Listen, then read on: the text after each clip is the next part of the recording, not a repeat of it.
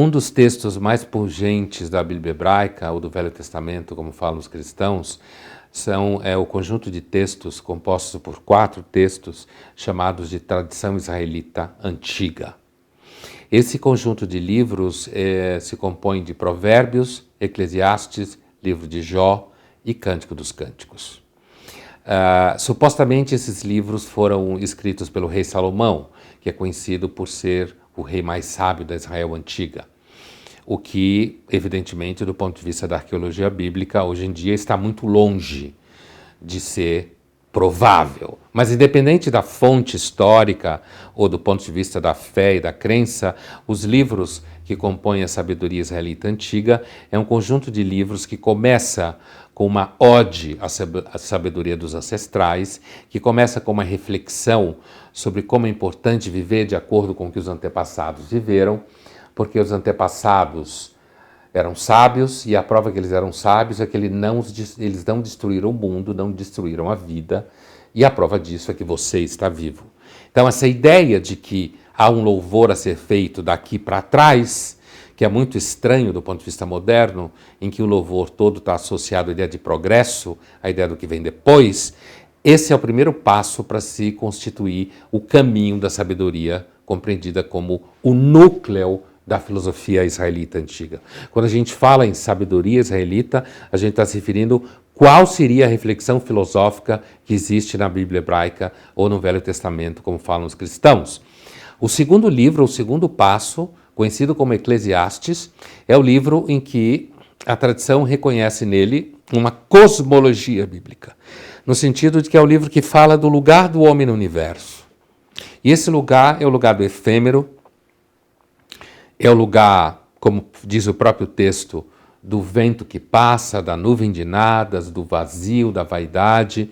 Esse livro é um livro que fala para nós, segundo o que interpretará Lutero, o grande reformador, é o livro que nos fala que tudo é graça, tudo depende da vontade de Deus e que, portanto, tudo é, de alguma forma, efêmero, se não for sustentado pela vontade de Deus, que é justamente o que os cristãos é uma das interpretações do que os cristãos chamam de graça.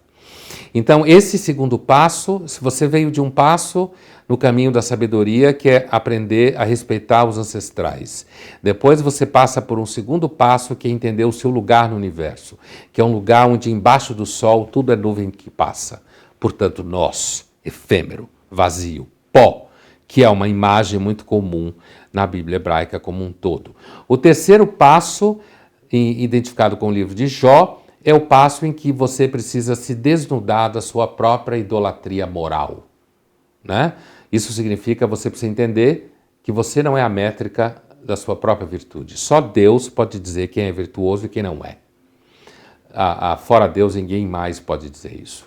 E aí você tem que passar pelo processo de Jó, e a última etapa seria você conseguir entrar naquilo que São Bernardo de Claraval, ou Clairvaux, na França, santo medieval católico, chamava de câmara nupcial. Essa ideia de mística nupcial, entendida como encontro amoroso entre a humanidade e Deus, como encontro onde há, inclusive, êxtase, e a origem do texto Cântico dos Cânticos, que ninguém sabe, afinal de contas, quem escreveu, a origem do Cântico dos Cânticos é um livro extremamente erótico, né? É um livro que narra uma história de amor entre um homem e uma mulher e que tem passagens famosas como ela sentir que então o seu amado esteve lá escondido porque ela percebe o cheiro do óleo que ele usa na fresta da janela onde ele teria colocado a mão, certo?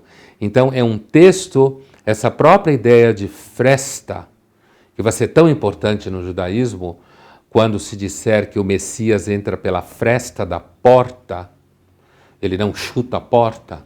Portanto, como falam os rabinos, Deus está no detalhe, como o amor está no detalhe. Com a personagem feminina de Cântico dos Cânticos, percebe que o seu amado esteve no quarto enquanto ela dormia, porque ela sente o cheiro do óleo de mirra na fresta da janela.